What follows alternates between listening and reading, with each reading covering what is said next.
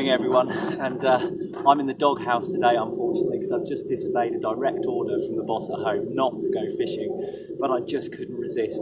We had some snow yesterday and there's a chance, a very slim chance, that I might be able to catch a carp and hold one up with some snow in the background, which would be really cool. I think they call it a snow carp, so yeah, that'd be brilliant. I know the northerners watching will think that's not snow, but down south here this is what they call proper snow. So as I understand it, the lake isn't frozen up, so there's a chance of a bite. I'm very limited on time today. As I say, I'm already in trouble at home, so by the time I've got everything set up, I've probably only got an hour's fishing, but it only takes a second to get a bite, they say, and by goodness, I'm going to give it a good try. Anyway, I'll see you down the lake.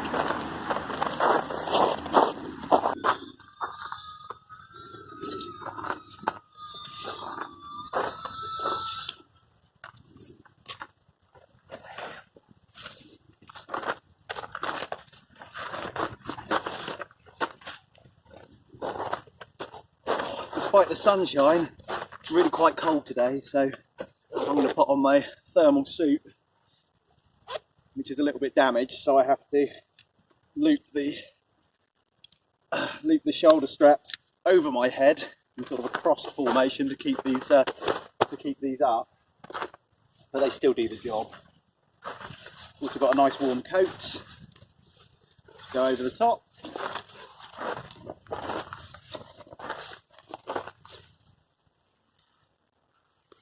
And luckily this time, I've also remembered my wellies, so I'm going to get them on.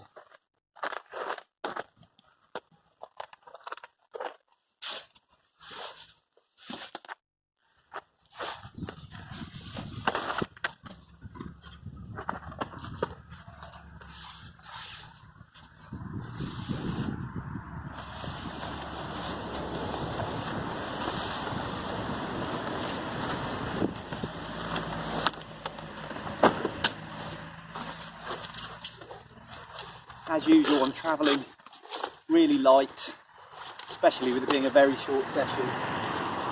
Just got my rod bag, my rucksack, my unhooking mat, and a bucket of boilies. Not even a full bucket of boilies, just what I have left over from my last trip. I don't suppose I'm going to need to use loads of bait today. Anyway, time will tell.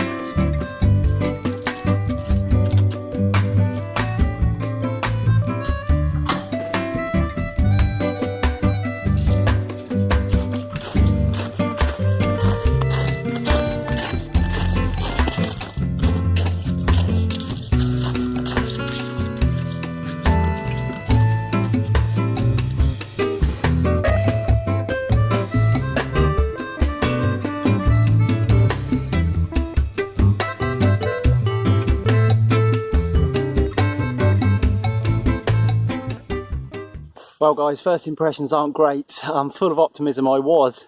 I've now arrived at the lake, got through the gates, got down to the very edge of the water, and unfortunately I can see a lid of ice over a lot of the surface here. I think before I give up, I'm going to have a little walk around because there's a shallower end to the lake which has had some sun on it all morning. I think there might be enough clear water to actually fish safely, but I'm going to have to find out by going and having a wander around. Perhaps you'll join me and I'll show you some of the sights along the way.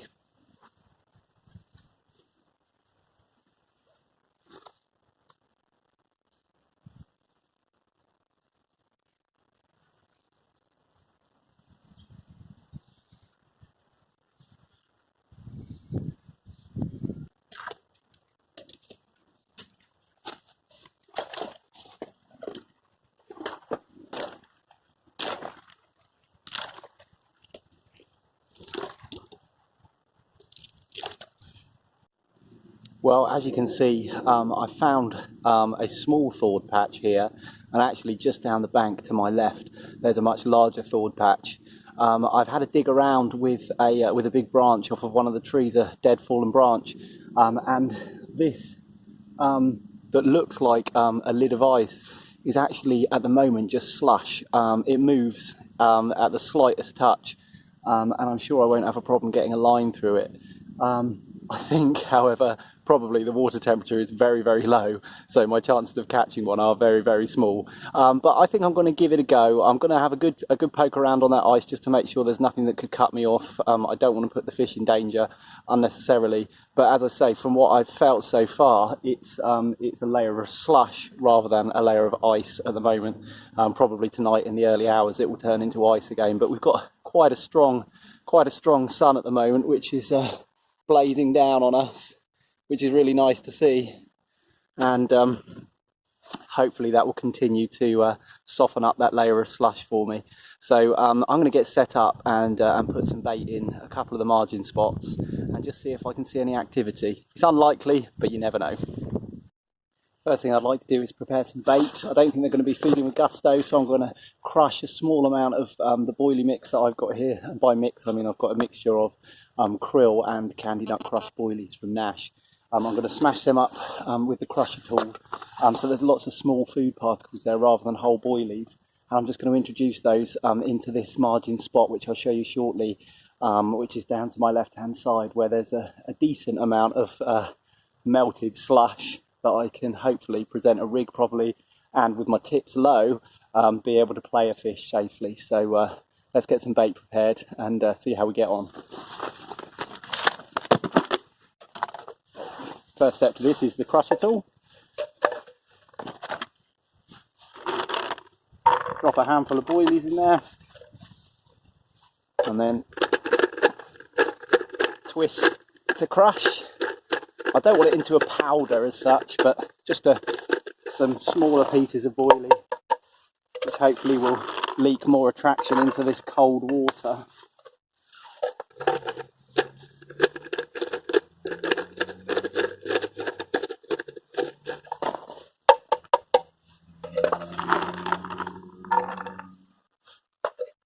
That's looking good.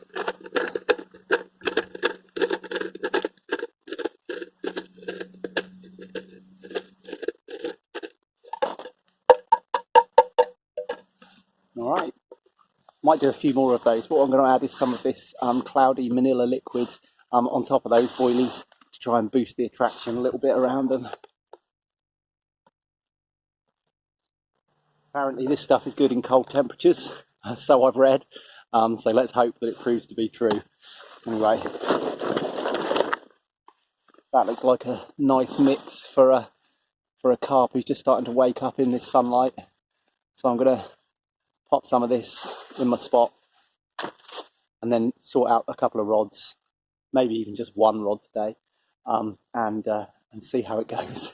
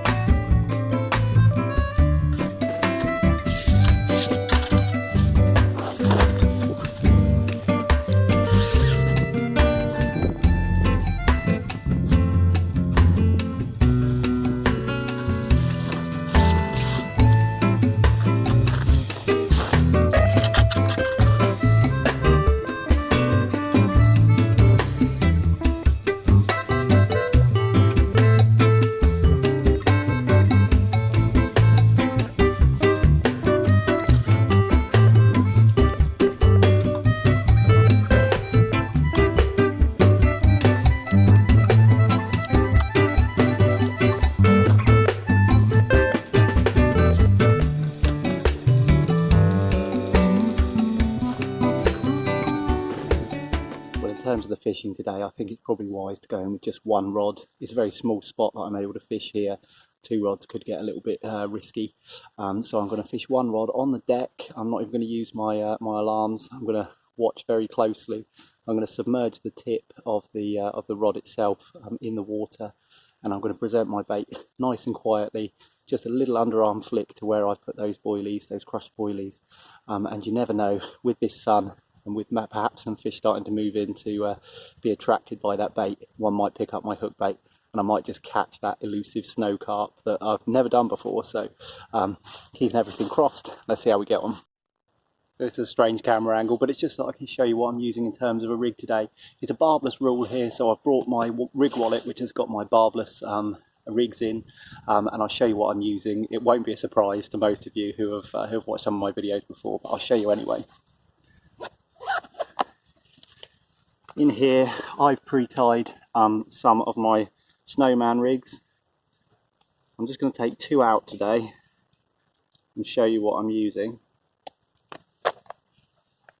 Only need one to show you. What we've got here is a size 8 barbless Fang X, a fairly long hair which has got a gummy float stop on it, and that's on some stripped back coated braid, which is stripped back from about a centimetre below the hook, or behind the hook I should say. The rest of it is coated braid up to an anti-tangle sleeve and a swivel which I just clip onto my lead clip with a quick change clip, and that makes it nice and easy to swap over a rig as and when I need to. I'm just going to put some bait on this so that you can see how I do that, although I'm sure most of you would understand that already. Got my little short session tackle box here. Nothing complicated, just exactly what I need. And in there, actually, opportunity for me to show you my new baiting needle. It's only $1.99 off of eBay, I think. It does a fine job. I'm going to start by popping on a white pop-up. That's a white chocolate pop-up, by the way, for those that are interested. And then I'm going to follow that up with a Candy Nut Crush bottom bait. And what I'm able to do is get both onto the baiting needle at the same time, which makes it a nice quick process to thread this on. If I can find the gap in the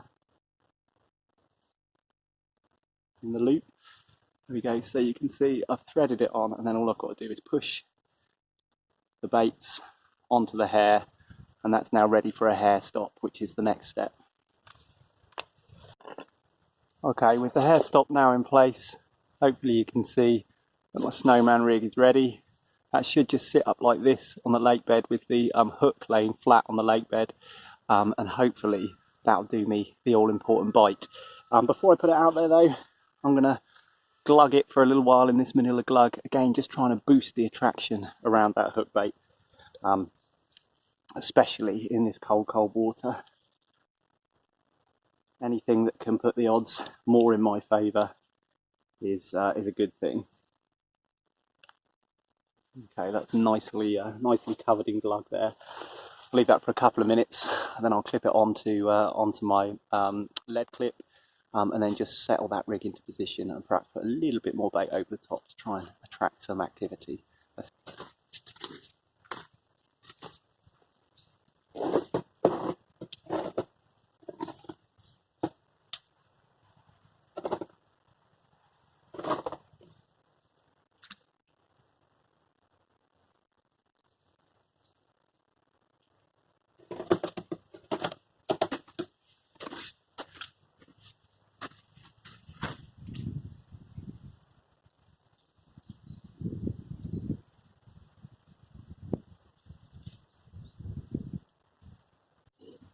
Okay, slight change of plan, because I can't watch the rod as closely as I need to as I sort out some more bait and what have you.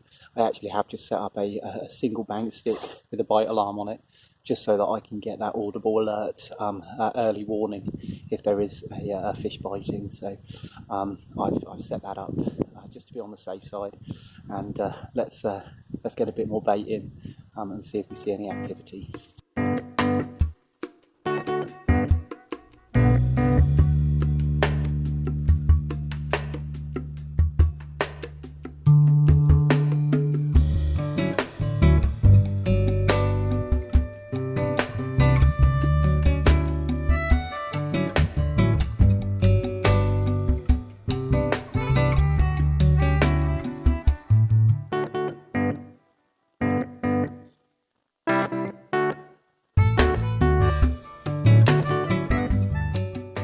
Well, for those who are interested, I'll just take a quick moment to talk you through what I fish with. Some of you are interested in the hardware, I suppose, as they call it. I'm using my new reel today. I've got 3 of these. I've got 3 rods ready made up in my rod bag, but only using one today. That's a Cyprinus Free Runner 65S reel, which apparently is the same as the Witchwood Exorcist 65S. I've only had them since Christmas and I really like them. I think they've been really good reels and hopefully they'll continue to be so. I've got all 3 loaded up with 15-pound carp line from Corda, which seems to be good stuff, and I'm using 10-foot rods and have done for quite some time. I really think that they're more versatile for the kind of fishing that I do, which is usually quite short range stuff anyway. These particular rods are TF Gear Banshee 10-foot carp rods. They're cheap and cheerful, but they've done the job for me for the last few years, and I'm really pleased with them. I'm also using a Cyprinus net here, so it's you know what, I don't actually know what it's called, but I know that it's from Cyprinus, and I'm pretty sure they only make one. It's got the dual net floats on it, on the actual arms of the net itself, and it's quite lightweight, but it feels quite well made as well. So I'm quite pleased with that. Again, didn't break the bank, but it does the job nicely for me. This was never going to be an easy session in terms of fishing. I've not really seen anything in the way of activity. But as I said at the beginning, it does only take a second to get a bite, so I'm going to hang it out for just as long as I can get away with. I do need to be home by lunchtime because I did promise I would be, so I'm going to have a nice cup of tea, watch the water, and see if I can just get lucky enough to catch one of these carp. It's a well-stocked lake, but when the temperature is so very low, the fish sometimes go into what they call, I think, a torpid state, which means they don't really do a great deal. So I might just have got the timing wrong on this one, but you never know, so I'm going to keep trying and I'll let you know.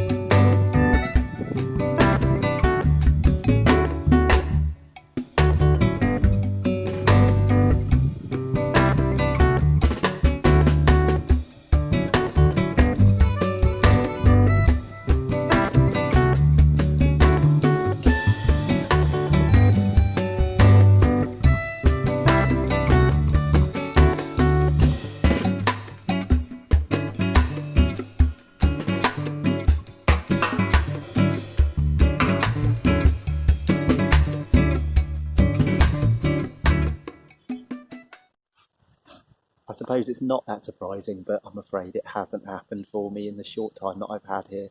I've probably been fishing an hour and a half, maybe an hour and 3/4, really pushing my luck back home. So I'm going to have to pack this in and start making the trek back to the car. Nonetheless, it's been brilliant to get out here. The sun's shining. It's a beautiful day. I've got the whole lake to myself. No shock there. But unfortunately, I think the water temperature is just too cold to entice a bite today. So I'm going to get the gear packed away, get back to the car and spend some time with the family. Thanks very much for joining me again. Thanks very much for all your wonderful comments on my previous video, and for those who are subscribing, thanks very much too. As I've said before, I'm not trying to achieve anything by making these videos. I'm not trying to say that I'm a pro and you should try and do it like me, because I'm obviously not a pro. I'm just a guy who enjoys his fishing, and I really like documenting it and making these videos, so I'll carry on doing so.